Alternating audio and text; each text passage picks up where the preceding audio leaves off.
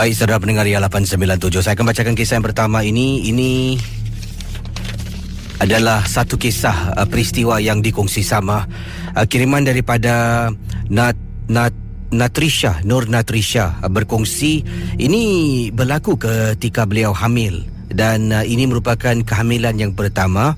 Waktu itu beliau tinggal di kawasan Bedok South, yang mana kejadian ini berlaku di rumah beliau lah. Suami bertugas pada waktu malam, katanya Nur. Saya gunakan nama Nur, nama ringkas. Jadi pengalaman Nur yang dikongsi sama, peristiwa yang tak dapat dilupakan pada kejadian gangguan ini berlaku setelah 3 hari. Ya, setelah 3 hari beliau mendapat tahu yang dia berbadan 2. Jadi bila periksa doktor mengesahkan bahawa Nur berbadan 2, dan berita ini hanya dikongsi bersama dengan kedua orang tua mereka lah. Jadi sebelah pihak suami, ibu dan ayah dapat tahu, serta adik-beradiknya. Di sebelah pihak suami, ibu dan ayah serta adik-beradik suami dapat tahu. Kata Nur, 3 hari selepas berita ini dikongsi, saya baru balik daripada rumah mak saya. Saya tinggal di Bedok South. Mak saya juga tinggal di kawasan yang sama, berdekatan. Daripada rumah mak saya, kalau saya nak pergi, nak pulang ke rumah, boleh berjalan kaki. Bila saya berada di rumah mak suruh datanglah, sebab masak sesuatu merupakan lauk kegemaran saya. Jadi apabila nak pulang tu, mak saya sebenarnya suruh saya bermalam sahaja di rumahnya, oleh kerana dah terlampau malam. Kalau hari-hari biasalah, waktu saya tidak hamil, paling lewat saya pernah pulang pukul 2 lebih pagi. Dan suami pun tidak ada di rumah. Suami saya bertugas, ialah Casey. Singapura ni selamat Casey. Balik pukul 2-3 pagi pun tetap kita dapat rasa selesa. Jadi waktu tu saya dah hamil. Dan kalau tak silap saya, jam 11 lebih malam. Itu pun siang juga Casey. Mak saya cakap, dah lah Nur, kau tidur sini sudahlah. Kau nak balik buat apa Nur? Jadi saya pun kata pada mak saya, tak kisahlah, kan dah biasa saya balik. Mak saya kata, dulu kau belum hamil, sekarang ni kau dah berbadan 2. Alamak, tak apalah, ni baru, perut pun belum nampak, kata saya pada mak lah. Jadi saya pun mengambil lauk tu yang dibungkus oleh mak saya dan terus pulang ke rumah.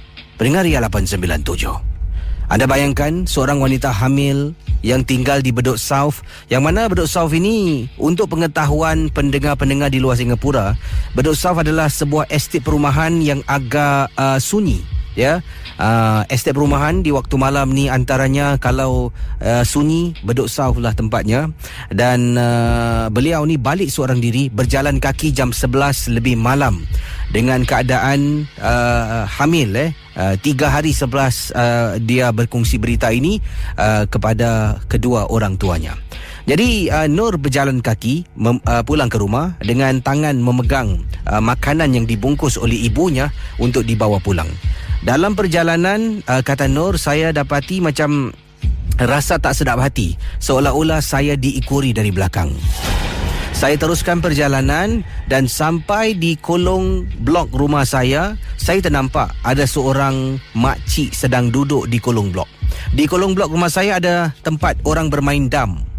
Itulah bangku dam. Makcik itu sedang duduk seorang diri. Saya nampak dari jauh. Saya jalan sampailah saya berada di lobi lift rumah saya. Saya pun tekan dan tunggu lift untuk turun ke bawah. Pada waktu itu lift itu berada di tingkat paling atas Casey.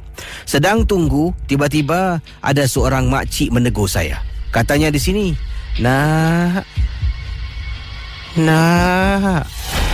Saya terkejut bila toleh. Bukankah ini makcik yang aku nampak awal tadi duduk di kolong blok? Jadi Nur pun pusing, toleh ke belakang dan bertanya, ya cik, boleh saya bantu? Makcik haus lah nak. Makcik nak minum air. Dari tadi makcik cari air. Boleh tak kasih makcik air? Pendengar Ria 897, kata Nur, dia rasa simpati dengan keadaan makcik tu. Bukan takut rasa simpati. Sebab makcik itu benar-benar dalam keadaan kesedihan dan kehausan nak minum air. Jadi Nur pun kata, makcik kalau haus, makcik ikut saya lah naik atas. Jadi dalam perjalanan, lift pun sampai. Anda bayangkan, ya, ini yang berlaku ketika berada di dalam lift nak pulang ke rumah. Makcik yang tidak dikenali menghampiri Nur. Bukan rasa takut yang mengganggu ataupun menghantui beliau, tetapi rasa simpati. Inilah kisah apabila Nur menaiki lift untuk pulang ke rumahnya dengan makcik itu. Pendengar Ria 897, dalam lift, saya pun bertanya, makcik tinggal mana? Makcik buat apa dekat blok ni? Makcik tengah tunggu anak makcik. Dah lama makcik tunggu, tak sampai-sampai. Anak makcik tinggal mana? Tinggal sini ke? Tak tahulah nak. Makcik cuma haus ni. Nak minum. Haus. Kesi, saya pun pulang ke rumah. Dan bila saya suruh makcik tu masuk ke dalam rumah, makcik tu kata tak apa, biar dia berdiri di luar. Saya tanya, cik tak apalah, cik masuklah. Rumah saya ni tak ada orang. Cik masuk. Cik duduk sekejap. Saya akan siapkan minuman, ya. Makcik nak minum air apa? Tak apalah, makcik duduk luar je. Makcik air putih dah cukup. Saya pun masuk ke dalam, ambil air putih. Saya pusing keluar menuju ke arah pintu depan rumah. Terperanjat saya dibuatnya. Makcik itu tidak ada di depan pintu rumah saya. Bayangkan pendengar Ria 897 FM. Saya menjenguk luar rumah. Tengok kiri, tengok kanan. Kemudian saya memanggil, cik, makcik. Mana pula orang tua ni? Tadi kata haus nak minum air. Makcik, makcik. Saya pun masuk balik dalam rumah. Tutup pintu besi, tutup pintu kayu rumah saya, dan saya letak cawan di atas meja coffee table yang ada di ruang tamu. Saya pergi ke dapur untuk masukkan bekal yang ibu saya berikan dalam peti ais. Itu saya nak beri suami makan bila dia pulang keesokan paginya. Jadi bila saya letak tu bekas makanan dalam plastik ke dalam peti ais, saya pun keluar Kesi. Keluar nak masuk bilik, dah nak tidur. Jalan keluar, ternampak pula cawan yang saya nak siapkan makcik tu air. Jadi apa yang berlaku, saya pun angkat cawan tu untuk pergi ke dapur. Alangkah terperanjatnya apabila saya angkat cawan tu, saya dapati cawan tu setengah penuh, setengah lagi kosong. Walhal awal tadi, bila saya siapkan air tu nak diberikan kepada makcik, saya tahu dan saya ingat cawan tu penuh. Siapa yang minum air tersebut, Casey? Saya pun angkat, jalan, fikir yang baik-baik sajalah. Mungkin saya terlupa agaknya. Letakkan cawan itu di sinki air, masuk ke dalam bilik, kemudian saya baring di atas katil. Saya cuba ingat balik. Aku letak penuh ke aku letak setengah? Setengah agaknya. Tak adalah, aku letak penuh lah. Tiba-tiba pendengar Ria 897, ketika beliau sedang berfikir adakah dia letak air itu penuh ataupun setengah, bayangkan ya, dia terdengar suara seseorang mengatakan, "No, terima kasih, No. Terima kasih." Dengan nada yang berbisik, pendengar Ria. Saya terperanjat.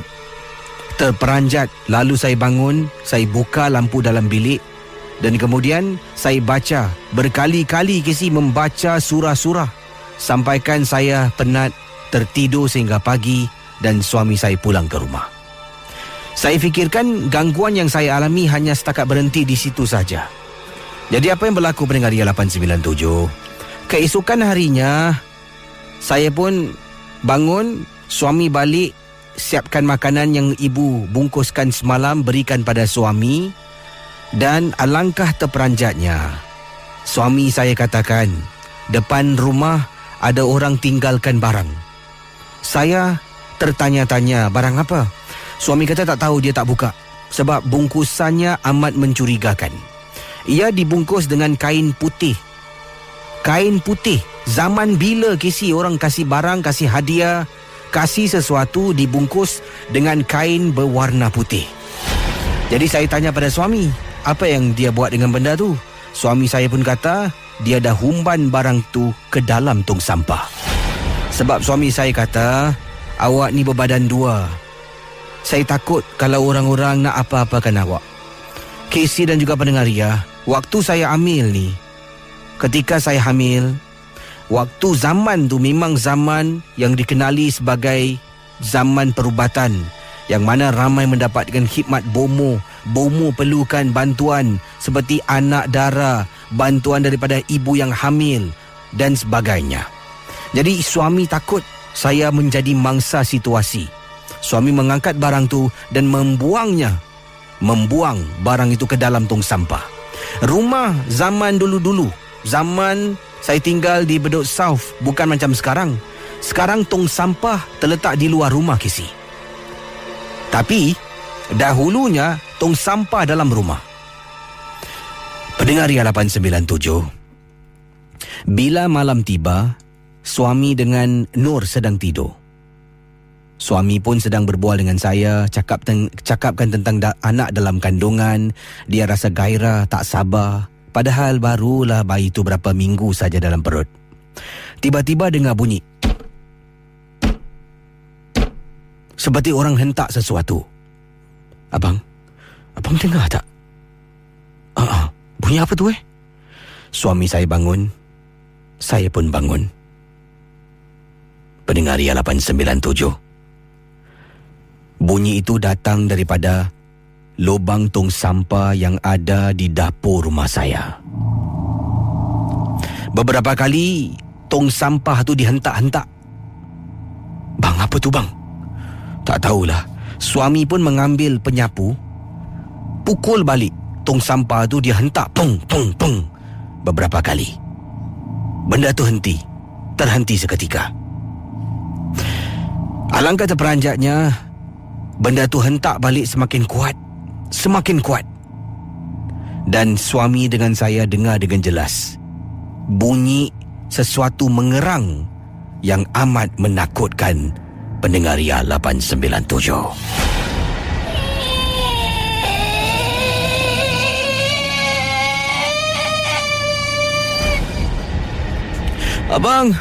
Abang, perut saya sakit bang. Perut saya sakit bang. Kata Nur apabila saya mendengar suara mengerang tu datang daripada lubang sampah. Perut saya mula sakit, Casey. Saya mula menangis terpekik-pekik. Suami tanya kenapa. Semakin kuat suara tu, semakin sakit dan nilu perut saya dibuatnya. Akhirnya suami saya dapat menenangkan dirinya buat seketika. Suami saya berdiri, memandang ke arah kiblat, mengangkat tangan kiri dan kanan, melaungkan azan sekuat-kuatnya. Bayangkan apa yang berlaku pada malam itu. Setelah suami azan, gangguan daripada tong sampah itu tidak lagi menghantui saya dengan suami. Perut saya masih agak sakit sedikit, tetapi berkurangan sedikit demi sedikit. Mungkin Casey, pada malam itu, mungkin bungkusan yang suami buang ditujukan kepada saya. Jadi bila buang dalam tong sampah, benda itu mengamuk dan naik ke atas rumah untuk menghantui saya dengan suami. Mohon maaf kalau kisah saya agak panjang sedikit, tapi inilah pengalaman yang tak dapat saya lupakan. Ingin saya kongsi dalam rancangan Misteri Jam 12. Misteri Jam 12. Kalau berani dalam, kalau takut jangan. Okey, ini daripada Adi. Adi kata, Assalamualaikum Kisih. Waalaikumsalam warahmatullahi ta'ala wabarakatuh. Nama saya Adi. Saya adalah pendengar MJ12 berasal dari Segamat. Dan ini pengalaman saya yang ingin saya Kisih bacakan ketika isteri saya hamil anak yang pertama. Dan lebih memanaskan lagi cerita ini, isteri saya, sebenarnya waktu jadual kelahiran isteri saya melahirkan anak saya, katanya di sini 2 minggu lebih awal daripada yang telah pun dijadualkan oleh doktor.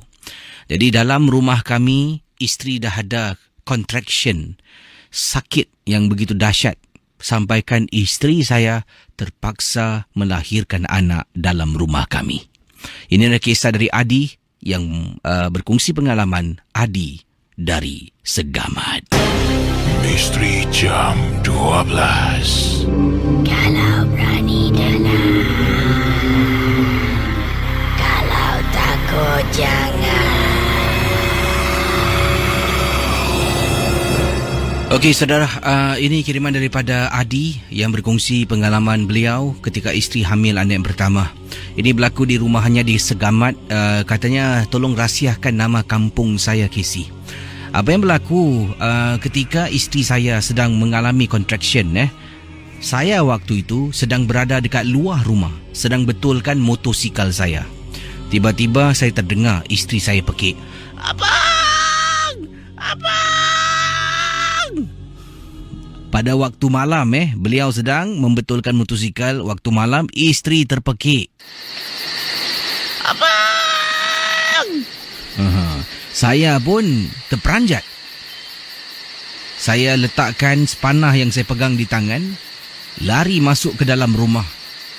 Isteri kata, "Sakit bang, perut saya sakit bang, dah tak tahan bang. Saya rasa nak terberanak." Dan saya kata pada isteri saya, suruh tahan sekejap. "Abang ambil kereta, kita pergi hospital sekarang." Tapi isteri saya cakap tak boleh. Sebabnya Casey, dari rumah saya, hospital yang paling dekat memang jauh. Jadi isteri kata, "Dah tak boleh tahan bang, sekarang juga nak terberanak." Apa nak buat Casey? Malam tu juga, saya cuba sedaya yang saya mampu. Anak yang pertama dilahirkan dalam rumah. Jadi saya pun telefon seorang kawan yang paling dekat dengan saya, tanya pada ibunya, sebab ibunya pernah 2 kali membantu seseorang melahirkan. Jadi katanya dia akan sampai lebih kurang setengah jam di rumah saya. Sementara itu dia dalam telefon tu dia jelaskan pada saya apa yang perlu saya buat. Jadi dia pun cakap, arahkanlah biar isteri saya duduk atas lantai. Ya, atas lantai tu letak tilam, dialaskan, dan letak ni lah, kasih isteri saya air, letak air dekat dahi dan macam-macam lagi lah. Jadi isteri saya sambil saya sedang gopoh-gapah ni, cari barang, cari itu, isteri saya terpekik-pekik. Casey, isteri saya sedang duduk, ini dekat dalam bilik Casey, atas lantai, anda bayangkan pendengar ya. Atas lantai, beralaskan tilam, isteri saya dah dalam posisi nak meneran keluarkan anak. Saya dah tak tahu nak buat apa. Teran! Teran!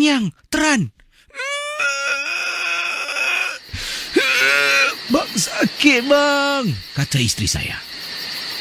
Sedang dalam proses tu, nak dekat 10 minit isteri saya cuba, berpeluh-peluh dibuatnya. Saya beri dia air, dia cakap tak nak minum, sakit. Saya rasa lega, Casey. Rasa lega sangat-sangat apabila saya dengar isteri saya tengah sakit ni. "Assalamualaikum." Kejap yang. Dah sampai. Saya pun keluar dari bilik, pergi ruang tamu, pergi dekat depan, buka pintu.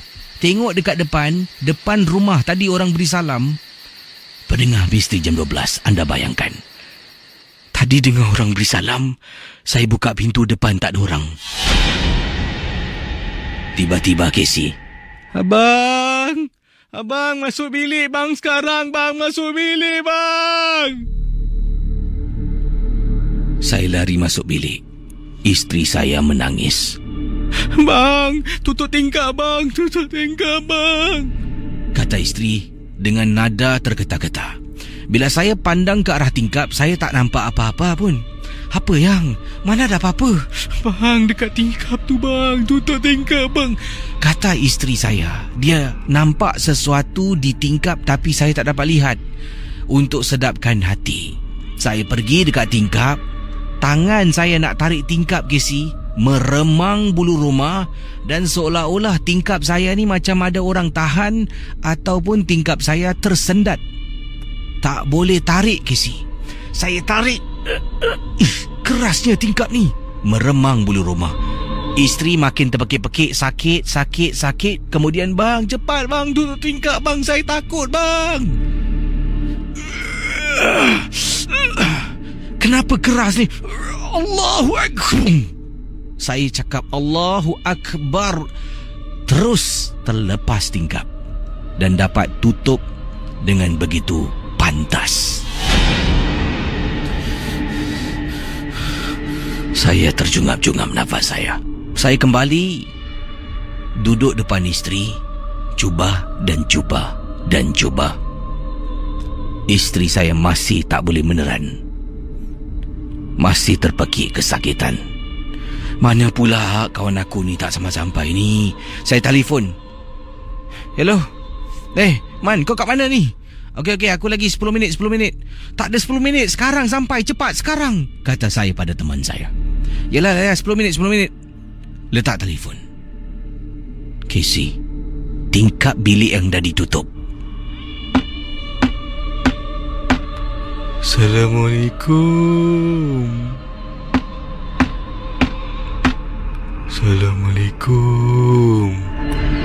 Bayangkan mendengar misteri jam 12. Adi kata saya dengar bunyi orang ketuk atau hentak tingkap. Kemudian bunyi suara halus yang menakutkan, seolah-olah kedengaran seperti orang memberi salam. Bayangkan pendengar misteri jam 12. Saya hanya mampu berdoa, hanya mampu menyuruh isteri saya cuba teran dan cuba. Akhirnya teman saya datang dengan ibunya. Ibunya bantu. Bila ibunya sampai nak membantu isteri, kemudian dia kata pada saya, Adi, kau ada paku tak dalam rumah? Ada, cik. Kau bawa aku paku. Kenapa dengan makcik ni? Isteri aku nak beranak, cari paku pula. Apa dia nak buat dengan paku? Dalam hati ni bercakap tapi tak bergerak. Adi, cepat, aku suruh bawa paku. Saya lari, Casey. Pergi ke dapur.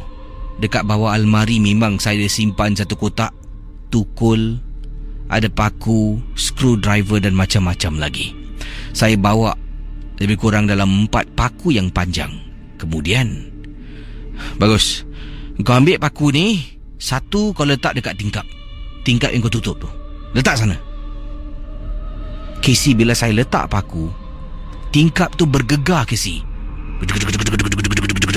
Kemudian dekat luar, suara seperti sesuatu mengerang.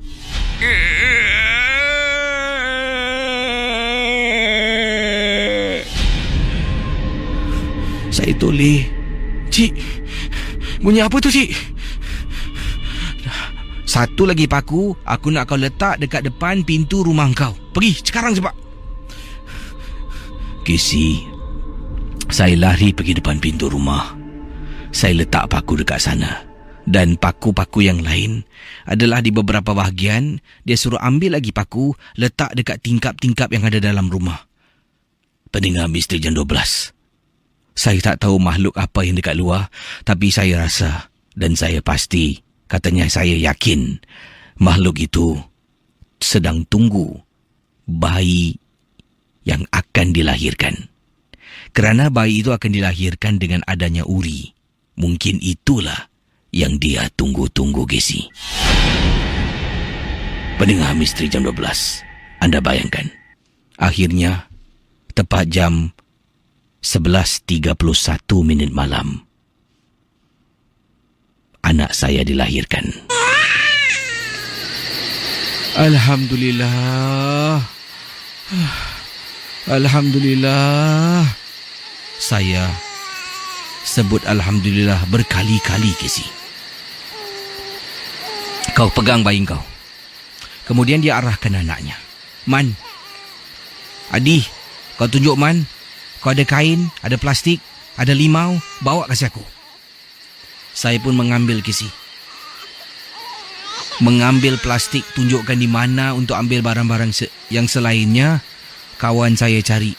Kemudian uri yang ada dah ditanggalkan daripada tubuh anak saya, dimasukkan dalam plastik, kemudian dimasukkan dalam kain. Sebelum tu diperah limau, Casey. Ditabur garam pada uri tersebut. Kemudian dimasukkan asam, diikat, kemudian diikat dengan kain, letak tepi. Waktu itulah gangguan paling teruk. Berkali-kali saya, isteri, teman saya Man dan ibunya mendengar, Assalamualaikum. Assalamualaikum. Assalamualaikum.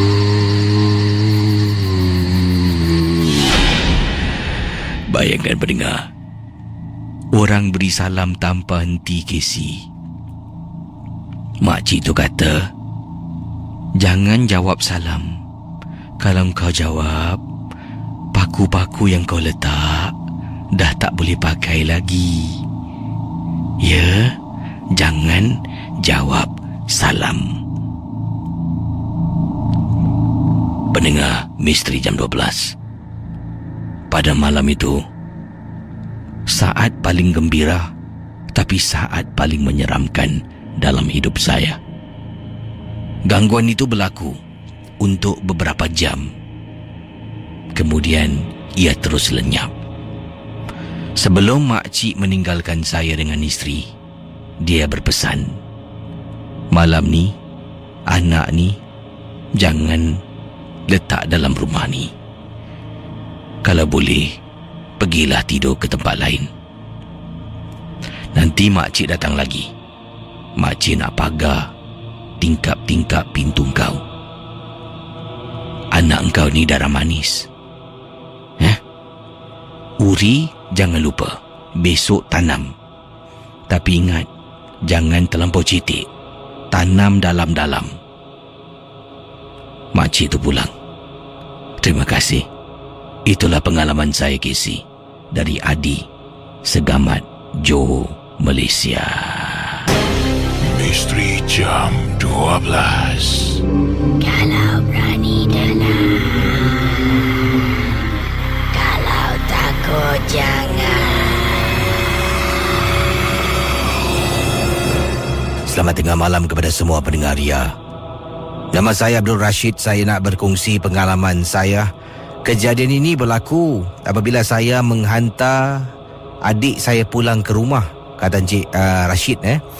Jadi dalam perjalanan, adik saya yang berbadan 2 yang saya hantar ke rumah, pulang ke rumahnya kerana ada majlis keramaian. Jadi dia pulang ke rumah. Suaminya tidak ada di Singapura. Suaminya keluar negara kerana bertugas, dan lebih kurang hampir pada waktu itu, kalau saya ingat, dalam masa 2 minggu dia duduk seorang diri di dalam rumah. Katanya di sini, ibu saya beberapa kali beritahu ketiadaan suaminya. Apa katanya di sini, kalau ketiadaan suaminya, apa kata kalau dia tinggal dengan ibu saya. Tapi adik saya ni macam biasalah. Dia sejak dari dulu, dari kecil sampailah zaman anak dara, dah jadi isteri orang, nak jadi mak ni pun tetap degil. Katanya tak nak menyusahkan mak, dia boleh jaga diri sendiri.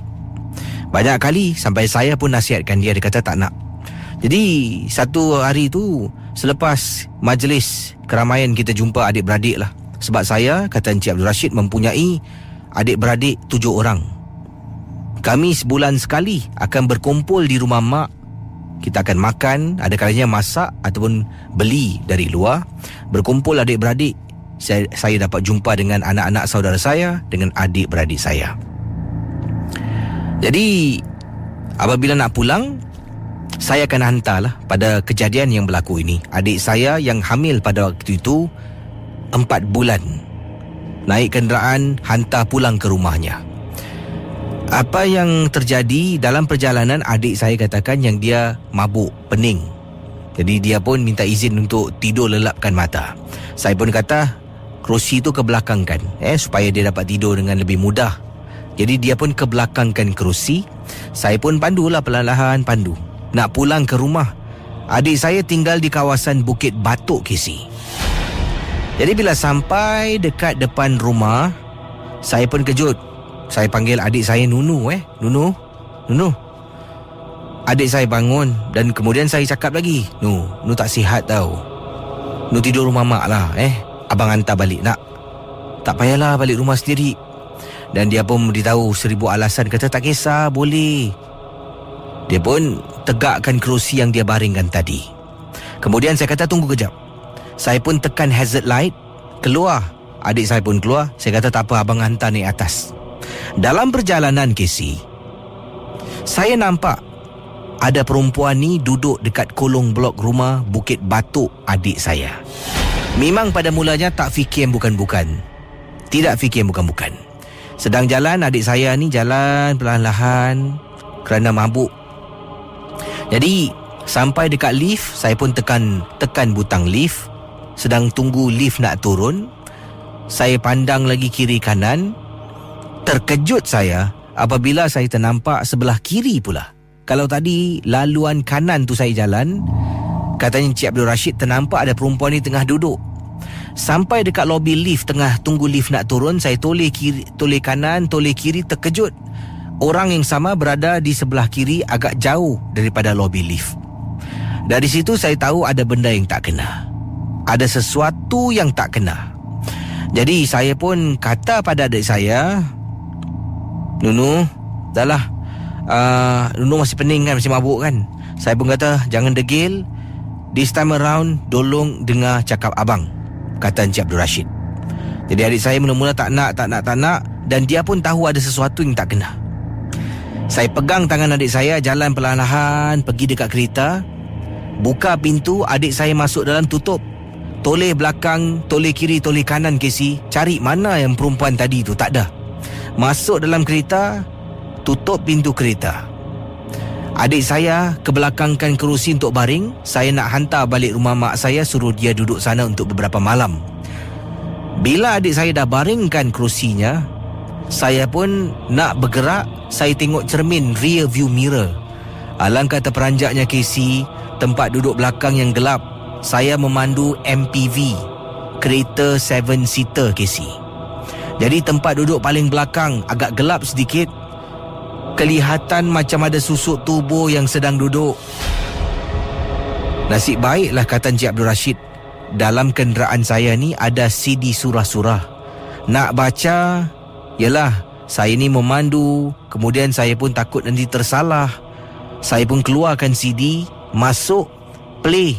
Daripada awal sampai rumah mak, CD itu berkumandang dari satu surah ke surah yang lain. Sampai saja kejut adik naik atas balik. Dan selepas itu adik saya menceritakan.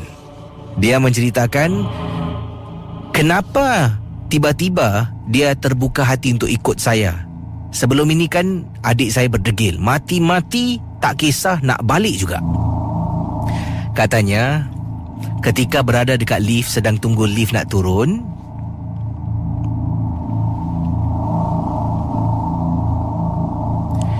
dia nampak benda bungkusan putih, sama serupa macam pocong. Benda tu berada dekat dalam lift. Lift yang ada di Singapura, untuk pengetahuan anda, ada cermin kaca. Kita boleh lihat bahagian dalam. Jadi sementara lift tu turun, bahagian dalam tu agak melopong, tapi gelap. Dia seolah-olah nampak refleksi makhluk berbungkus putih seperti pocong. Bila saya tanya pada adik, dengan tidak ada sebarang bantahan, dia kata okeylah, balik. Sebab dia pun tahu ada sesuatu yang tidak kena. Terima kasih. Misteri Jam 12. Kalau berani dalam, kalau takut jangan. Kiriman yang ingin saya sempurnakan datang daripada Nur Akilah.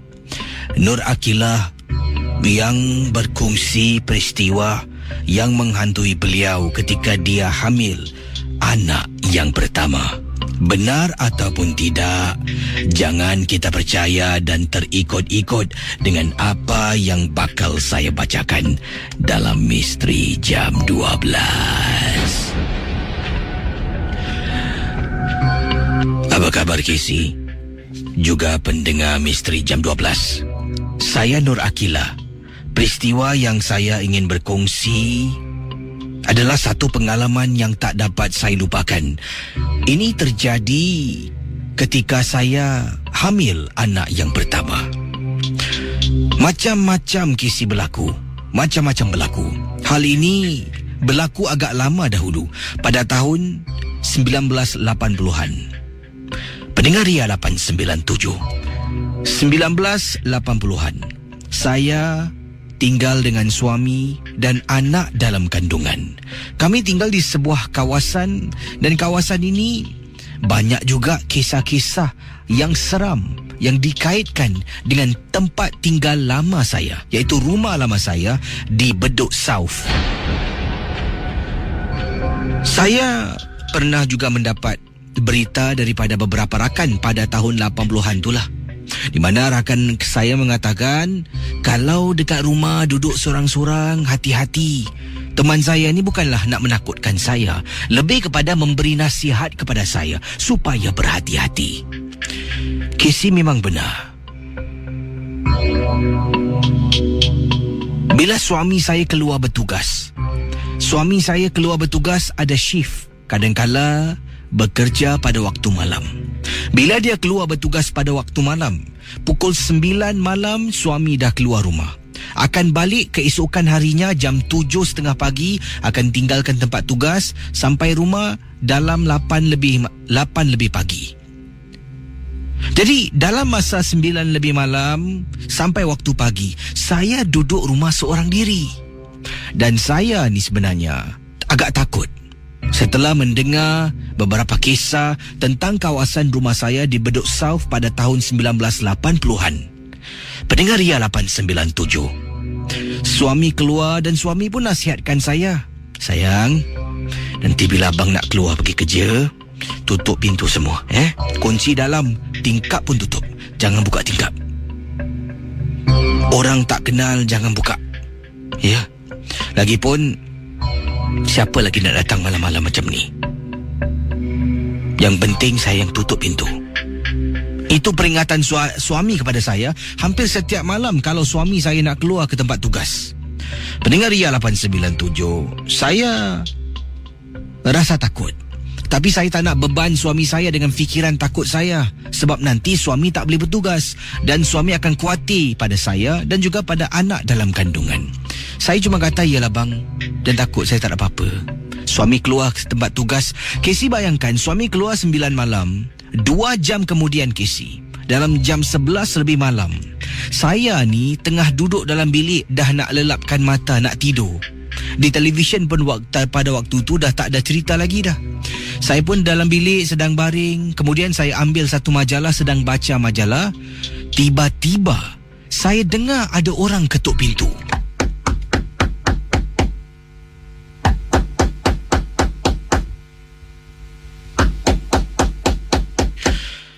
Pendengar Ria 897, anda bayangkan ya, kata Nur Akila, bila dengar orang ketuk pintu, terus meremang bulu rumah saya. Tapi dalam hati saya tertanya, siapakah yang datang jam 11 lebih malam, datang ke rumah saya ketuk pintu? Tidak mungkin salesman, ya, orang yang berniaga dari pintu ke pintu. Dulu tahun 80-an memang ramai kisah salesman. Tapi jam 11 lebih malam, saya tertanya-tanya atau kisi. Dalam hati ni nak tahu siapa. Sebabnya selagi saya tak tahu, selagi tu saya akan rasa bimbang dan saya akan rasa takut. Jadi bila saya dah tahu dekat luar tu mungkin orang salah rumah, mungkin salesman, jadi saya akan rasa tenang. Kisi bayangkan, saya keluar dari bilik, berjalan perlahan-lahan, tak nak dengar telapak kaki saya bergerak menuju ke arah ruang tamu. Kemudian saya tengok teropong dari lubang pintu rumah saya. Saya mula-mula berdiri depan pintu. ketukan tu masih lagi kedengaran.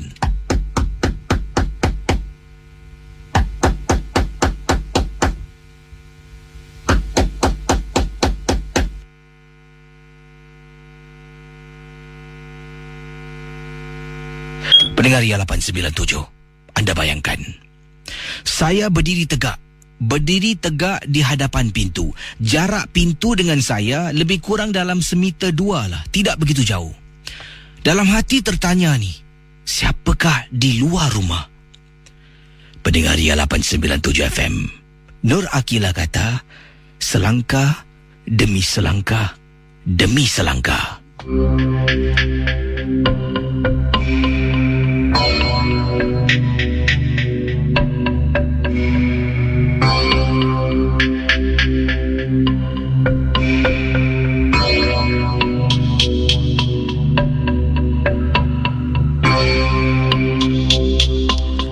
Bila akhirnya saya dapat sampai depan lubang pintu rumah saya, lubang pintu rumah saya ni ada penutup.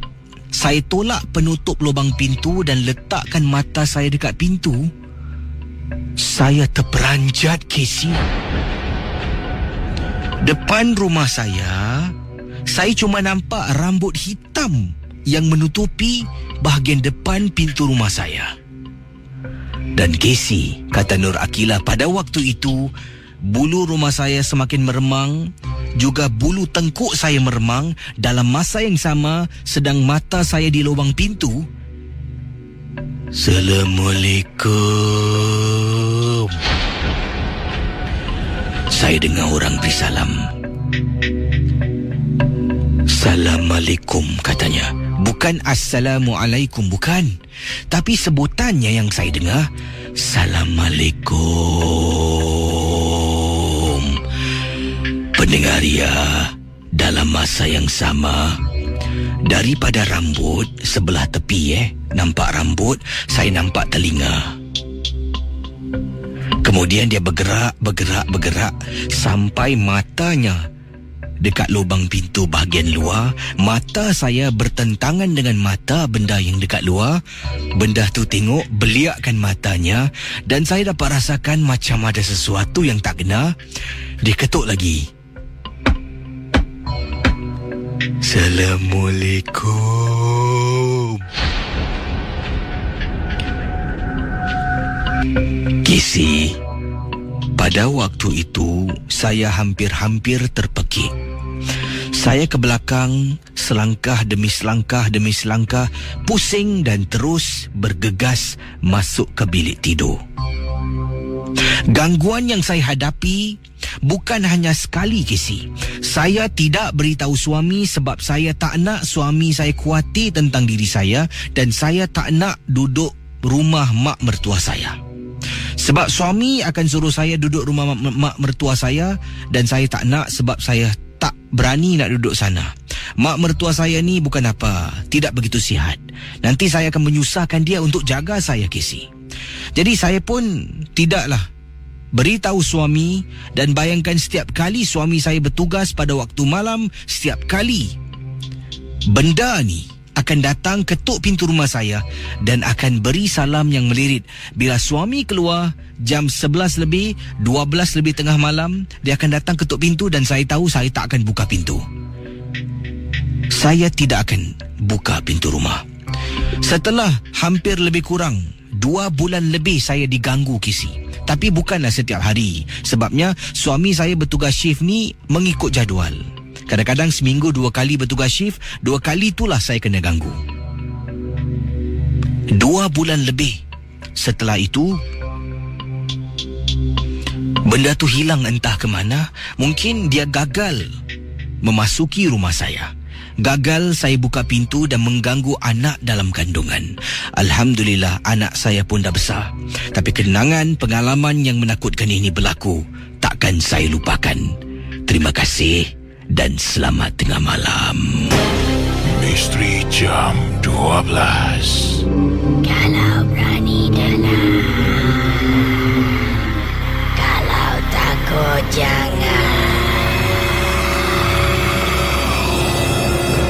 Pengalaman ini dialami oleh seorang pendengar yang bernama Jasman.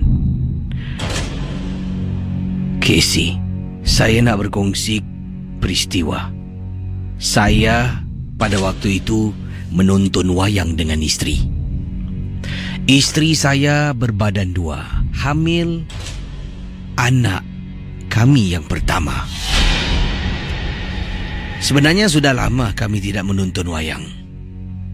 Tapi entahlah, tiba-tiba isteri saya bersuara. Yalah, dalam keadaan berbadan 2 ni, anak yang pertama, lazimnya kita ni seringkali nak bahagiakan isteri dan seringkali kita nak cuba tunaikan segala permintaan isteri. Itu waktu-waktu yang paling sukar, Casey, untuk kita tidak menunaikan permintaan beliau. Anak pertama ni memang sangat-sangat berharga. Bukanlah anak kedua tidak, tetapi pengalaman yang pertama tu selalunya lebih gairah. Kata Jasman, isteri dengan saya keluar menonton wayang di salah sebuah pawagam di Singapura. Mohon maaf, saya tak boleh sebutkan nama pawagamnya. Jadi bila berada dalam wayang, filem yang kami tonton ni dah agak lama, Casey. Oleh kerana itu tak ramai orang yang menonton filem yang dimaksudkan ini.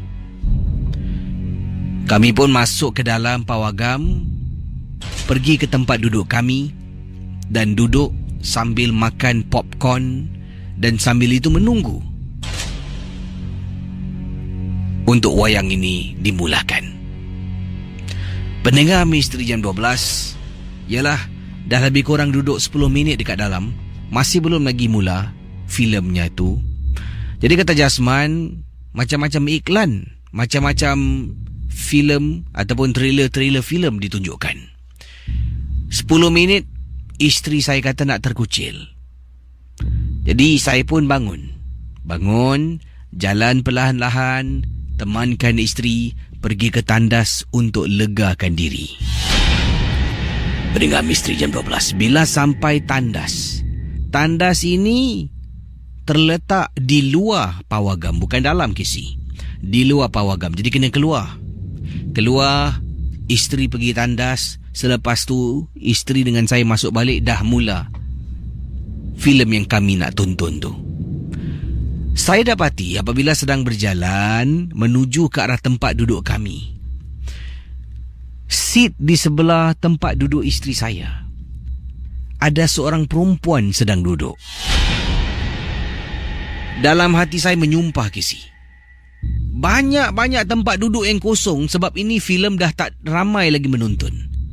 Depan, belakang, sebelah hujung kiri, sebelah hujung kanan, dalam banyak-banyak tempat kosong yang ada dalam pawagam tu, tempat sebelah isteri saya yang dia pilih. Dalam hati, alamak, kacau daun betul lah perempuan ni, tak ada tempat lain ke? Jadi saya pun tidak terfikir sebenarnya untuk beralih tempat pada waktu itu. Memang tak terfikir. Marahkan sangat dengan orang yang duduk di sebelah isteri, sampaikan tak terfikir yang saya sendiri ni boleh bawa isteri beredar daripada kawasan tu sebab banyak tempat duduk yang kosong. Tak terfikir langsung, kata Jasman. Jalan perlahan-lahan, kemudian duduk. Isteri duduk, saya pun duduk. Sebelah isteri, perempuan yang saya katakan tadi yang saya nampak. Kita bermula menonton. Dan pendengar Misteri Jam 12,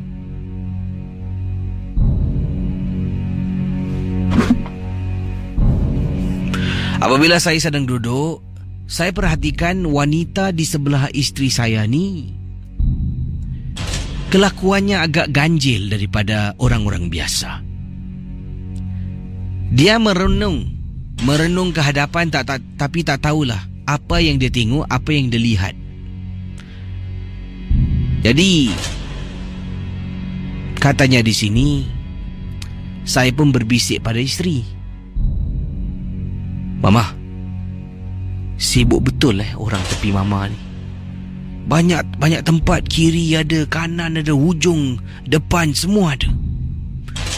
sebelah mama jugalah yang nak duduk. Kemudian isteri saya kata, apa yang abang cakap ni? Sebelah saya nak duduk. Mana tadi? Ke sekarang? Tu sebelah awak tu. Perempuan ni sibuk betul lah kacau daun. Apa abang cakap? Sebelah saya. Kemudian disebutkan lagi kawasan mana. Pendengar Misteri Jam 12, isteri saya 2 kali kata di sebelahnya tak ada orang. Jadi adakah saya patut beritahu isteri saya ataupun tidak? Yang pasti, setelah lebih kurang beberapa minit saya memberikan tumpuan kepada layar perak, tengok depan, tengok filem yang kami tengok, tiba-tiba bila saya tulis sebelah kanan sekali lagi FM. Jadi akhirnya setengah jalan dah tonton lebih kurang 15 minit, saya tulis sebelah kanan untuk tengok wanita tu. Wanita tu tiba-tiba hilang daripada tempat duduk di sebelah isteri. Entah bila dia bangun, saya pun tak perasan. Itulah pengalaman saya, kata Jasmine. Terima kasih. Dan juga selamat tengah malam. Misteri Jam 12. Kalau berani dalam, kalau takut jangan. Di sini ada kiriman yang ingin diketengahkan. Ini datangnya daripada mana ni? Norazima. Ya. Katanya di sini, saya dahulu ketika hamil berbadan 2. Ini adalah anak yang pertama juga. Ya. Dan waktu tu saya ada habit keluar malam. Dan keluar malam mesti nak keluar. Suami saya pula kerja shift. Ya. Jadi ada waktunya dia akan temankan saya keluar. Kalau tak keluar malam, saya tak boleh tidur. Saya akan rasa resah gelisah dan rasa tertekan ataupun stres. Jadi beliau katakan Ima lah saya panggil nama nama pendek Razima. Ima. Okey. Jadi kata Ima, bila dia tak keluar malam, dia akan rasa stres, tertekan, dia akan kemurungan, dia macam apa ni? Ni orang hamil ni macam-macam kelakunan mereka. Betul. Jadi bila masalahnya suami kerja shift malam, dia tetap nak keluar juga. Oh. Dan Razima ni tak ada adik. Dia anak tunggal seorang. Anak tunggal. Habis dia pergi mana tu? Jadi apa yang berlaku, nak suruh teman datang temankan dia kadang-kadang pukul 12:30 malam, takkan nak telefon ganggu orang. Betul juga, susah juga. Jadi dia keluar. Dia keluar juga. Suami kata jangan keluar. Dia tetap keluar. Dia tak beritahu suami. Sebabnya nanti suami susah hati dan dia kena marah. Jadi apa yang berlaku, suami dah keluar pergi kerja. Suami saya keluar pergi kerja sekitar jam 8:30 malam. Pukul 12 malam saya dah resah gelisah. Nak keluar. Betul-betul lah meluap-luap nak keluar rumah. Akhirnya saya cakap, tak apalah, keluar sekejap. Depan rumah saya ada playground. Okey. Beliau menetap di kawasan mana ni? Sekejap, ada tak? Okey, ada. Beliau menetap di kawasan Boon Lay. Jadi ada playground. Saya jalan seorang diri 12:30 malam. Perut ni, anak waktu tu beliau sedang hamil. Dan dah pun masuk 4 bulan. 4 bulan dah nampak perut sikit lah. Nampak perut sikit. Dia turun ke bawah, masuk lift je hati dia dah macam dah bebas. Dia keluar dari lift, Razi, berjalan menuju ke arah playground dekat Boon Lay. Dekat playground tu ada swing atau buai.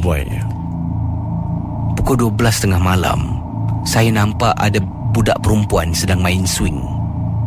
Saya jalan sambil pegang perut, muka senyum, happy lah, macam wah, bestnya dapat keluar malam. Bestnya. Jalan pergi dekat buai tu. Kemudian saya duduk dekat bangku. Buai tu ada bangku, tepi playground tu ada bangku. Saya duduk di bangku tu. Saya perhatikan budak yang main swing. Dan saya dapati sesuatu yang tak kena. Kaki tak jejak lantai, tapi swing tu bergerak. Seolah-olah macam ada orang tolak buaian tersebut. Wow. Baik, sebelum tu, kalau Razi dalam situasi ni macam mana? Oh, kalau saya wanita yang hamil tu, saya rasa baik saya angkat kaki, saya jalan, saya balik rumah lah. Tapi sekarang masalahnya dia ada keinginan nak keluar malam juga. Kebebasan tu dia tak boleh. Malam mesti nak keluar. Itu yang susah sikit pasal kadang-kadang Macam pelik-pelik wanita mempunyai banyak pantang, ada panggil pantang ni. Jadi macam nak kena jaga pantang dia. Apabila dia keluar malam tu bahaya. Pasal kalau lepas pukul 12 pagi, dah 12 malam, dia jalan-jalan tu macam-macam kita boleh nampak. Macam dia nampak seorang wanita sedang main buai ni. Seorang anak kecil. Anak kecil main buai ni. Siapa yang tolak buai dia tu? Itu yang kita nak kena jaga. Kaki tak sampai ni. Jadi dia pun duduk tengok budak tu.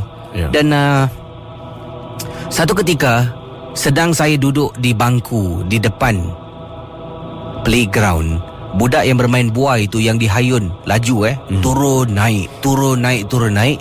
Tiba-tiba buaian tersebut berhenti secara mendadak. Jadi kalau buai itu nak berhenti kena tunggu. Pendulum kalau swing kan dia ada masa untuk berhenti. Betul. Untuk stop. Dia tak ada terus dia berhenti secara mendadak. Dia kena ada satu maksa perlahan dan berhenti. Yang ini terus mendadak berhenti. Seperti ada seorang yang berhentikan buai itu. Jadi tiba-tiba bila dia kelip mata, manusia semua akan kelip mata. Dia kelip mata sebab matanya masuk habuk. Dia tutup mata, gosok mata.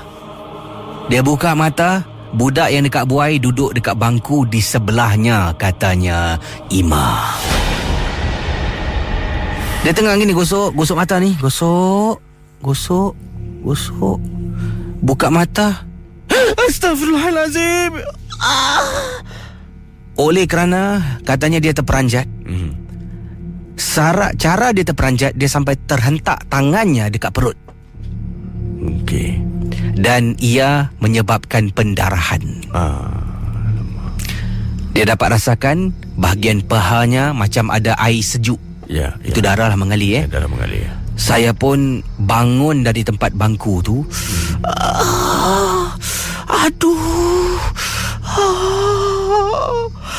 Sakit. Dan katanya saya bergegas berjalan nak pulang ke rumah. Dalam perjalanan saya tak tahu apa yang berlaku dan saya tak kisah tentang apa yang berlaku. Saya ternampak seorang pakcik ni menghampiri saya, bertanya pada saya dah tak boleh cakap lagi dah. Aduh, sakit. Kenapa dengan ni? Kenapa ni? Nak, kenapa ni? Kenapa ni, nak? Pakcik tu, ya Allah, darah. Dah berdarah. Dipendekkan cerita, pakcik tu membantu saya.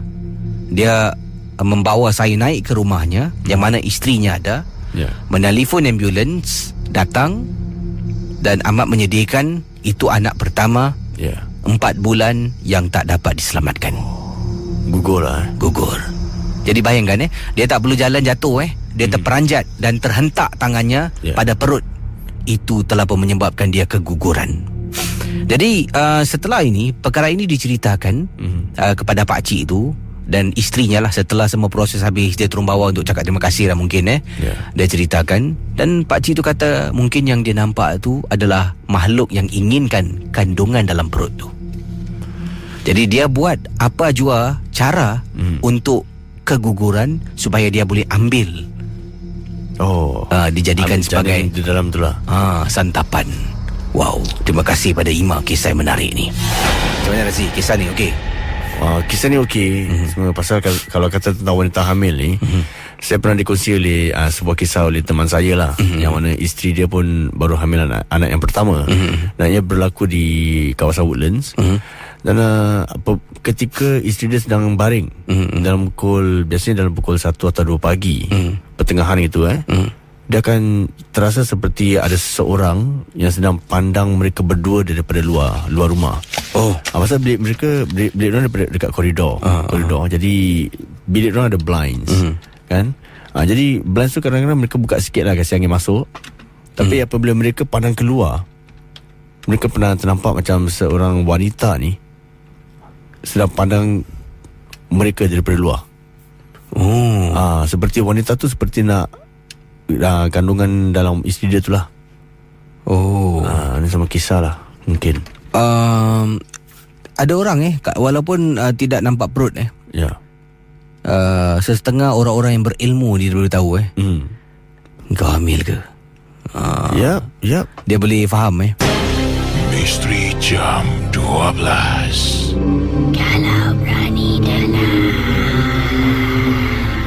kalau takut jangan. Ini ada satu lagi pengalaman yang diceritakan di sini. Katanya, Assalamualaikum, Waalaikumsalam. Gunakan nama samaran saya sebagai Lin. Jangan sebut nama yang tertera di alamat email. Baik, Lin berkongsi peristiwa ini, satu kejadian yang menghantui beliau ketika dia hamil anak yang pertama. Saya tinggal waktu itu di kawasan Jurong West, KC. Saya ingat lagi pada waktu malam suami saya keluar ke tempat tugas, saya seorang diri dalam rumah.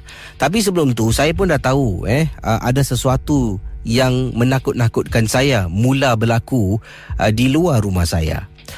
Antaranya saya pernah pada waktu malam nak angkat jemuran dekat luar rumah. Saya keluar rumah sekitar jam 8 lebih malam. Tiba-tiba saya dengar bunyi orang macam psst, psst, panggil saya. Dalam keadaan sedemikian, saya toleh kiri toleh kanan tapi tak nampak orang. Dan tiba-tiba bulu roma saya meremang. Jadi tanda-tanda gangguan kecil dah mula saya rasakan. Tapi saya tidak indahkan tanda-tanda itu. Malah bila suami saya dah mula nak bekerja malam. Sebab suami saya ni kerja shift ni bergilih-gilih lah. Nanti dalam masa lebih kurang 2 minggu dia akan shift pagi, kemudian dia akan berehat, kemudian dia akan sambung, kemudian diikuti dengan shift malam. Jadi bila suami bertugas malam, itu adalah malam yang pertama setelah saya hamil ni. Apa yang berlaku, pendengar Ria 897, suami saya keluar rumah. Suami saya sebelum dia keluar, dia kata pada saya, nak tak awak duduk rumah seorang-seorang? Kalau tak nak, saya boleh telefon adik saya, iaitu adik ipar saya lah, untuk datang ke rumah, temankan saya. Saya bukan tak nak kisi, cuma saya tak nak menyusahkan adik ipar saya. Dia pun kerja keesokan harinya. Jadi saya pun beralah, saya kata tak apalah bang, saya boleh lah bang, nanti saya tutup pintu semua. Okeylah, jadi suami pun keluar kerja, katanya Lin. Saya duduk rumah, setelah suami kerja, saya kunci pintu rumah, saya duduk dalam bilik saya. Tengah duduk dalam bilik sambil saya menonton TV, saya dengar orang ketuk pintu tahu kisi. Itu 5 minit setelah suami saya pergi. Jadi saya fikirkan suami saya yang balik mungkin terlupa barang. Saya pun bangun dari katil, keluar dari bilik, pintu masih lagi diketuk dan saya kata nanti bang, nanti bang. Anda bayangkan mendengar Ria 897. Beliau berada dalam bilik, tiba-tiba dengar, suami aku ni mesti terlupa barang. Bang, nanti bang kejap. Nanti bang. Sampai depan pintu rumah, saya pun buka pintu kisi. Tanpa saya berfikir panjang, saya buka. Mangga sebelah atas, sebelah tengah, saya buka, saya tarik pintu, saya tengok dekat luar, tidak ada sesiapa pun yang ada di luar rumah saya. Walhal tadi saya dengar dengan jelas ada orang ketuk pintu rumah saya, kisi.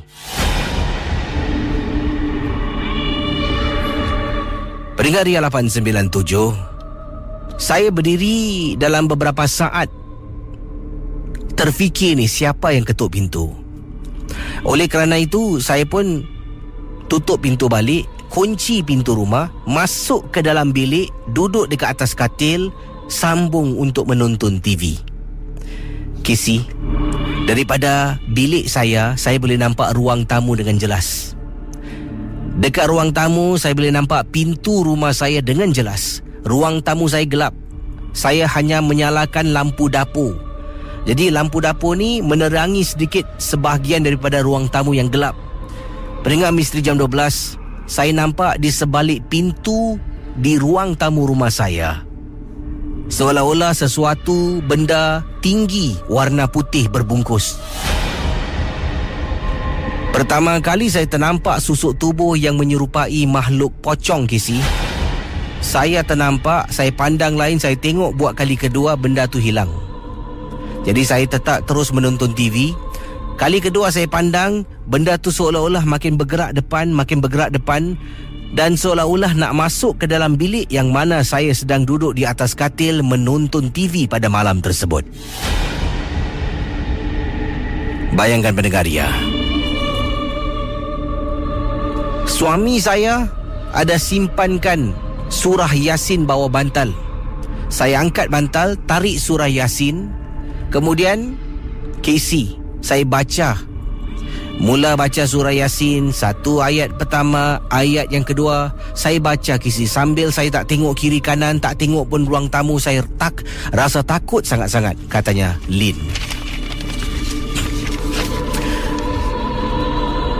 Setelah saya habis membaca surah Yasin, saya berhenti sejenak, tarik nafas dan saya kata, Ya Allah, ya Tuhanku, lindungilah kandungan dalam perutku ini.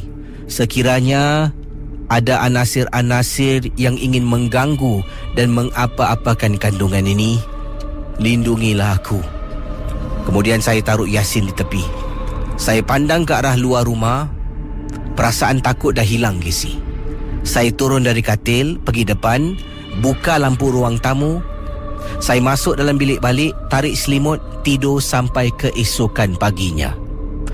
Pendengar Misteri Jam 12, kata Lin, setelah kejadian pada malam itu, saya beritahu suami untuk malam-malam berikutnya suami bertugas shift malam, saya nak tidur rumah mak mertua. Saya tak nak adik saya datang, adik mertua saya datang tidur bermalam di rumah saya. Malah saya beralah saya tidur di rumah mak mertua saya. Itulah pengalaman saya yang ingin saya ceritakan. Terima kasih dan selamat tengah malam, Casey. Misteri Jam 12. Kalau berani dalam, kalau takut jangan. Ini kiriman daripada Umairah. Katanya Umairah. Sedap nama Umairah. Saya suka nama ni ya. Umairah kata, Casey, nenek saya suruh kongsi kisah ni dari tadi tau. She kept on pestering me, asking me to share her story. Okay, Casey tolong baca, kata Umairah. Nenek saya bernama Haja Sapina, sedang mendengar MJ12 di rumah, iaitu terletak di kawasan Ang Mo Kio. Okeylah, Haja Sapina. Katanya di sini, dahulu ketika nenek saya hamil anak yang pertama, nenek saya ni bukan tinggal di rumah flat, dulu duduk kampung di Singapura. Kampung nenek saya dulu terletak di Pasir Panjang, Casey. Tempat tu memang dekat dengan laut. Selalunya dekat dengan laut ni, kata nenek, banyak jugalah kes-kes kronik yang dikaitkan dengan pengalaman nenek saya ni. Jadi dipendekkan cerita, di kampung saya, nenek saya sedang hamil anak yang pertama, iaitu makcik saya lah, kakak kepada ibu saya. Dan waktu malam tu, atuk saya tidak ada di rumah. Atuk saya keluar dengan temannya untuk melakukan sesuatu lah. Jadi dalam rumah tu hanya nenek saya seorang diri. Rumah kampung dulu-dulu ni, Casey, tak macam sekarang. Rumah kampung dulu besar, Casey. Depan ruang tamu luas. Kemudian jalan boleh masuk beberapa bilik. Kemudian ada dapur di belakang rumah. Dan apa yang terjadi, nenek saya sedang duduk dekat ruang tamu. Waktu tu tak ada TV. Duduk dekat ruang tamu, duduk atas lantai ni, sedang menjahit baju lah untuk anak yang akan dilahirkan. Dia tengah jahit. Tiba-tiba nenek saya terdengar bunyi orang macam beri salam. Waktu malam, tengah duduk seorang diri di ruang tamu. Tiba-tiba terdengar, Assalamualaikum. Waalaikumsalam. Nenek saya kata, ingatkan atuk dah balik. Nenek saya pun jawab, Waalaikumsalam. Kemudian nenek saya tengok dekat pintu, tak ada orang pun. Nenek saya yang sedang hamil pada waktu itu bangun, pergi ke pintu. Tolak pintu, tengok dekat luar, tak ada orang pun.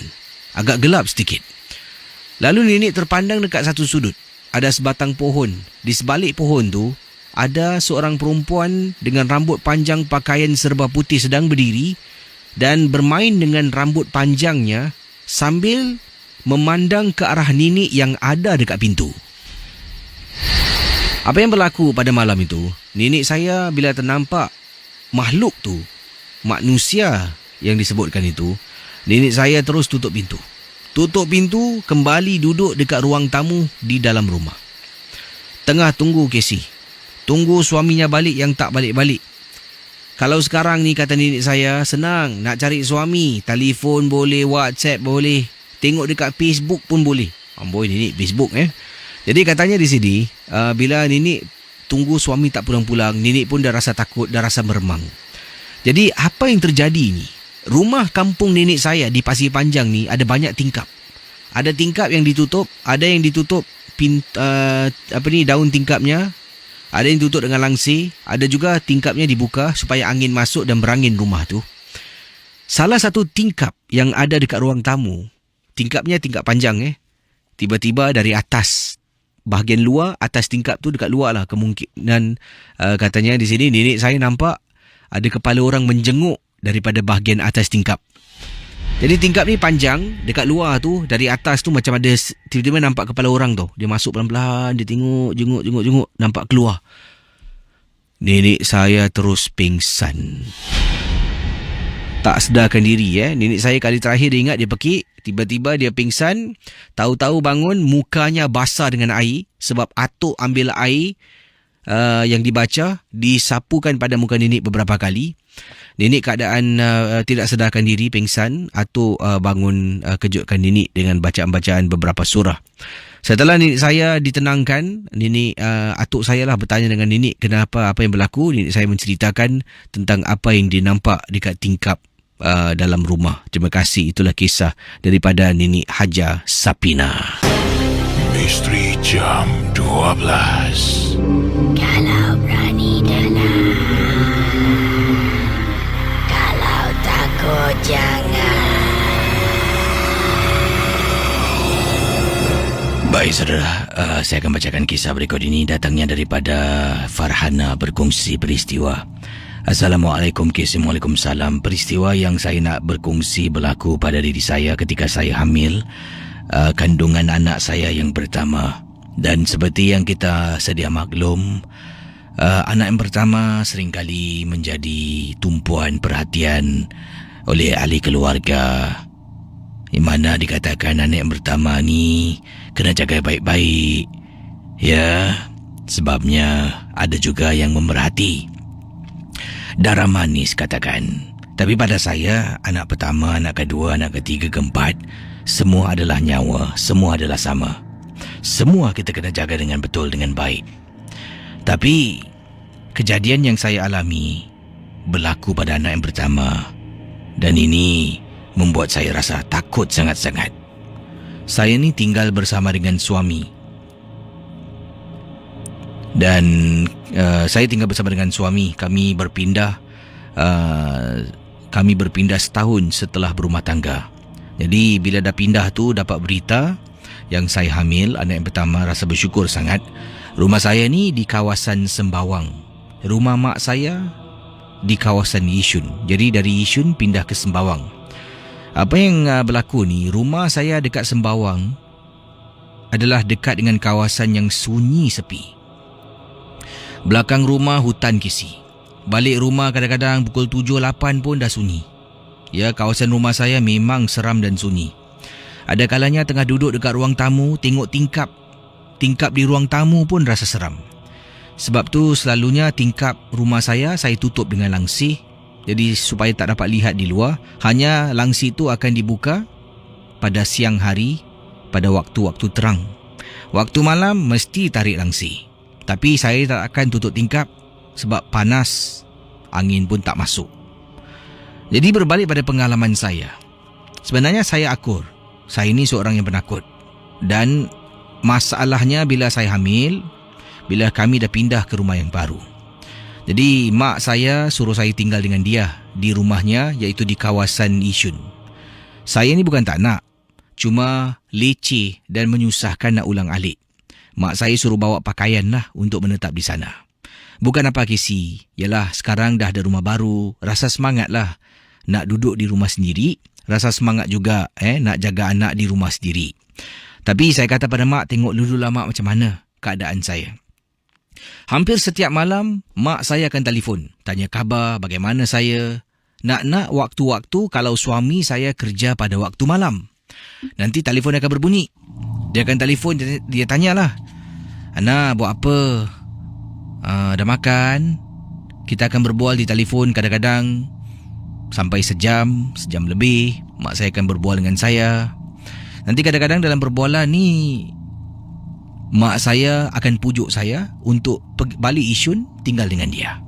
Tapi saya kata belum lagi lah mak, nantilah tengok macam mana Dan Casey juga pendengar Ria 897 FM.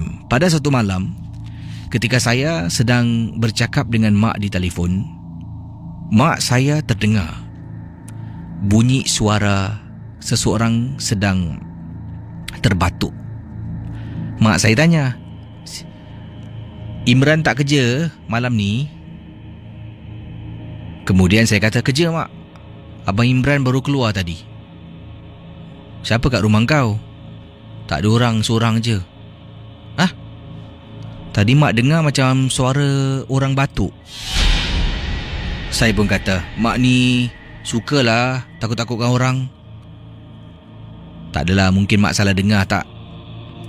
Jadi pendengar Ria 897 FM, pada masa yang sama sedang berbual dengan mak tu, sebelum tu saya sedang masak dan panaskan air dekat dapur.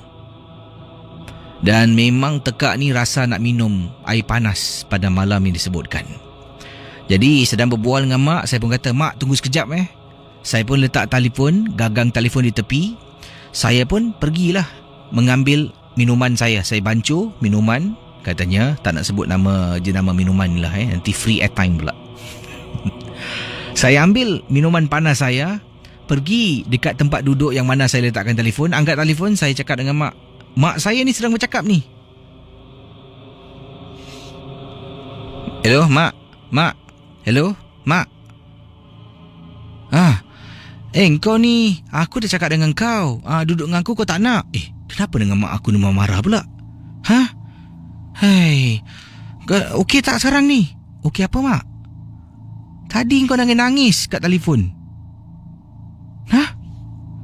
Mana nangis? Orang pergi dapur lah mak ambil air. Tak adalah. Tadi kau berbual dengan aku kan? Kau nangis. Aku suruh kau balik rumah Yishun, kau tak nak. Casey, terus seluruh tubuh saya meremang, Casey. Bulu rumah saya, dekat tangan saya, bulu tengkuk saya meremang. Kemudian saya pandang sekeliling saya. Saya tengok dekat tingkap. Tiba-tiba bila saya tenung tingkap, walaupun ditutup dengan langsi, saya dapat rasakan sesuatu ada di jendela ataupun tingkap rumah saya. Hello? Ana? Hello, Ana? Hello, mak? Kau okey tak, Ana? Mak, mak boleh tak datang sini malam ni?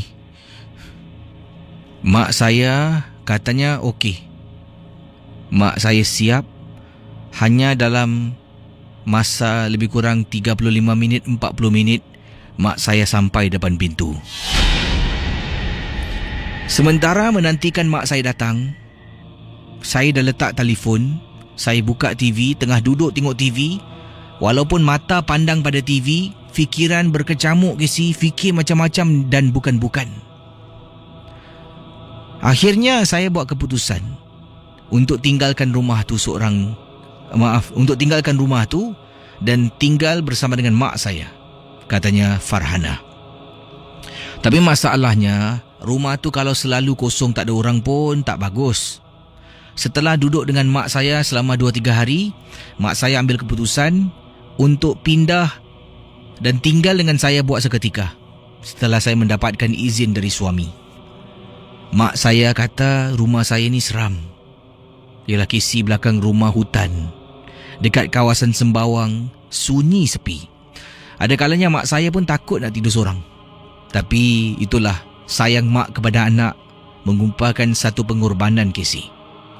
Saya selepas melahirkan pernah bertanya pada mak berkenaan dengan tangisan yang mak dengar pada waktu malam. Mak saya kata pada malam tu, bila dia sedang bercakap dengan saya, dia sebenarnya tak dengar yang saya beritahu yang saya nak pergi dapur buat minuman. Tahu-tahu sedang dia bercakap, dia dengar saya menangis.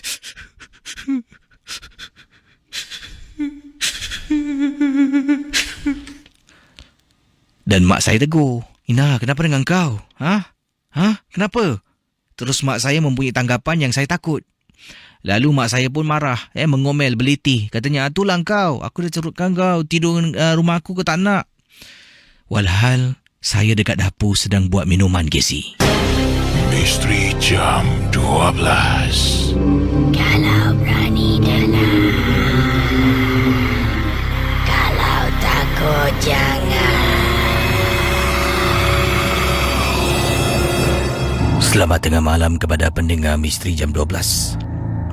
Nama saya Nuraini. Saya ingin berkongsi satu kisah yang ringkas berlaku pada diri saya. Saya tinggal bersendirian dengan suami. Hanya kami berdua saja yang menetap di rumah kami dekat kawasan Buangkok. Kalau Buangkok ni bukan kampung, Kisi. Ini beberapa flat baru di kawasan Buangkok. Mak saya adalah penduduk yang menetap di kawasan Serenggun, tidak jauh dari rumah kami. Ada kalanya mak akan datang ke rumah saya, bermalam di rumah saya, khususnya pada hari Isnin dan Selasa, sebab waktu itu suami saya akan kerja malam dan rumah tak ada orang. Ada kalanya dia akan datang bermula Sabtu, Ahad, Isnin, Selasa, bermalam dekat rumah saya. Saya memang suka kehadiran mak. Beberapa kali dah pelawar mak saya untuk duduk dengan saya, tapi mak enggan. Mak kata dia ada rumah sendiri. Dia pun tak sukalah duduk rumah orang walaupun rumah anak sendiri, sebab dia tak nak masuk campur dan mendengar kalau ada perselisihan faham antara suami isteri. Tapi ada kalanya dia akan datang menjenguk saya, jadi teman saya ketika suami bekerja malam, shift malam untuk 2 malam. Jadi pada satu hari bila mak datang, waktu tu setelah alhamdulillah hampir 3 tahun kami berumah tangga, saya mendapat berita gembira yang saya hamil.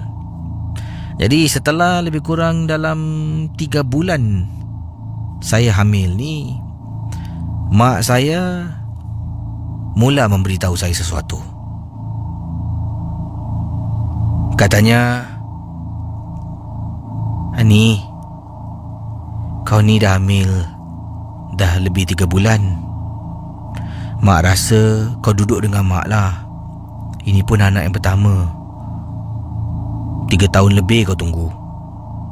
Takut nanti apa-apa berlaku. Kalau ada mak boleh tengok-tengokkan kau. Suami kau kan kerja. Mak suruh saya tinggal dengan dia, Casey. Tapi saya bukan tak nak, Casey. Sebabnya ialah saya rela mak saya duduk dengan saya, tapi mak tak nak. Mak kata dekat rumah dia pasu bunga, siapa yang nak pergi siramkan air? Takkan dia nak ulang alik. Kucing dia seekor tu siapa nak kasih makan? Jadi pendengar Ria 897, waktu-waktu mak saya yang datang ke rumah saya untuk beberapa hari, lazimnya kucingnya akan diserahkan kepada jiran sebelah yang juga memelihara kucing. Jadi jiran sebelah tu akan tolonglah, kasih makan. Nanti kucing akan keluar dan balik. Tapi kalau dah tinggal dengan saya untuk beberapa bulan, takkanlah nak suruh kucing kita jiran sebelah jaga. Jadi itu sebenarnya kebimbangan mak, bukan tak nak tinggal. Tentang hal-hal itu yang membuat mak saya nak duduk di rumahnya. Saya kata pada mak, tak kisahlah mak, jangan khawatir. Apa-apa nanti saya telefon mak. Mak pun tinggal tak jauh kan. Lagipun mak saya ni boleh memandu, Casey. Ada kenderaan sendiri. Jadi dia pun bersama dengan saya ketika suami kerja malam. Sampaikan pada satu malam dia kata, "Ani, mak cakap kau jangan fikir bukan-bukan, jangan marah. Tingkap bilik kau kalau nak tidur malam, kau tutup dengan langsir boleh?" "Kenapa mak?" "Alah, tutup je lah, jangan tanya-tanya soalan." "Yelah mak, sebenarnya saya tak suka, Casey. Rimas. Bila mak ada di rumah, saya akan tutup langsir. untuk sedapkan hati dia. Bila mak tak ada, saya tidur buka langsi. Ada kalanya mak tengah tidur, saya bangun, saya tarik langsi sebab panas, tak boleh tahan. Jadi pendengar Ria 897, sampaikan pada satu malam, mak saya dengan saya dalam rumah. Mak dah tidur, saya bangun, saya buka langsi kisi. Sebelum tidur tutup depan mak. Mak pun masuk bilik dia tidur, saya pun bilik saya tutup pintu, kunci pintu, tarik langsi tidur. Tengah tidur, baring kiri kanan, terus terlelap. Saya terbangun. Saya tak pasti berapa lama saya tidur, terbangun dari tidur. Lalu saya terpandang dekat tingkap. Kisi, saya nampak wajah macam jerangkung kisi. Dekat tingkap bilik saya di rumah kawasan Buangkok. Bila saya dah ternampak dekat tingkap tu, saya terus pusing ke arah lain. Membaca surah-surah, cuba tenangkan diri, tak nak terpekik. Saya bangun dan saya dengar dekat tingkap tiba-tiba daripada ternampak wajah seperti jerangkung, saya dengar bunyi seperti tulang-tulang bergerak. Sampai depan pintu bilik, buka pintu bilik, pergi dekat bilik mak, tengok mak tengah tidur. Konon-konon kejutkan mak. Mak tanya ada apa? Mak, belakang saya sakit lah mak, boleh tolong urutkan tak? Takkan nak cakap kisi dekat tingkap nampak sesuatu sebab mak suruh saya tidur tutup langsi. Mak tengah urut, saya pun selit daun. Mak kenapa mak suruh Ani tutup tingkap bila tidur malam? Panas lah mak. Buat je lah.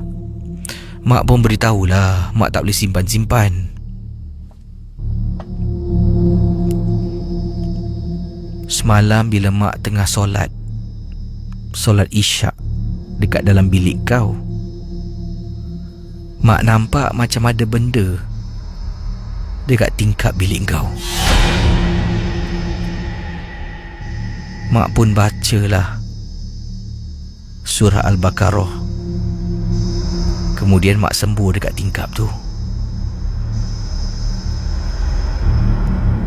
Mak takut nanti bila kau ternampak apa yang mak nampak, engkau terperanjat, ia boleh mungkin menjejas cucu mak dalam perut engkau tu.